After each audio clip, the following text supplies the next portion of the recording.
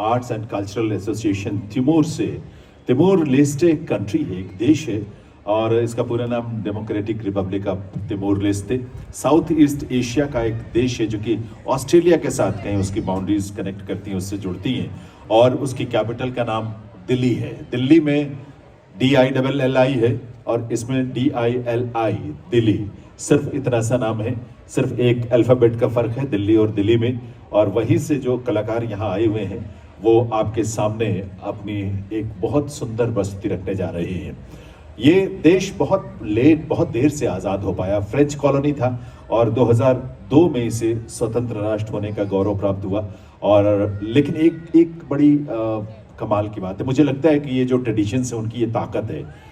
हम चाहे जो भी दुनिया में देश, किसी भी देश के अंतर्गत रहे हों, वहाँ बलपूर्वक चाहे धर्म परिवर्तन किया गया हो, उनकी आस्था में परिवर्तन किए गए हों या बहका फुसलाकर किए गए हों, लेकिन और राजनीतिक जो आधिपत्य जमाया गया, लेकिन फिर भी जो लोकल अपनी एथनिक कम्युनिटीज़ की ट्रेडिशंस थी, परंपराएं थी, गीत संगीत था, गीत संगीत में उनका वैल्यू सिस्टम था, उसको कभी भी किसी ने नहीं छोड़ा और उसको नहीं छुआ गया। और इसकी वजह से वो भले उनका आस्था का रंग कुछ और हो, विश्वास या धर्म के नाम पर वो जो भी विश्वास रखते हो, परंपरा से जुड़े हों, लेकिन उनकी सबकी अपनी अपनी अलग अलग ट्रेडिशंस हैं, म्यूजिक की, डांस की, कला की, परफॉर्मिंग आर्ट की।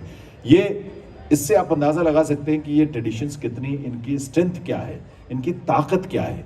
और इसीलिए हज़ारों साल से लोग, समाज, communities, ethnic societies, tribal communities उसको अपने से विलग नहीं करना चाहती।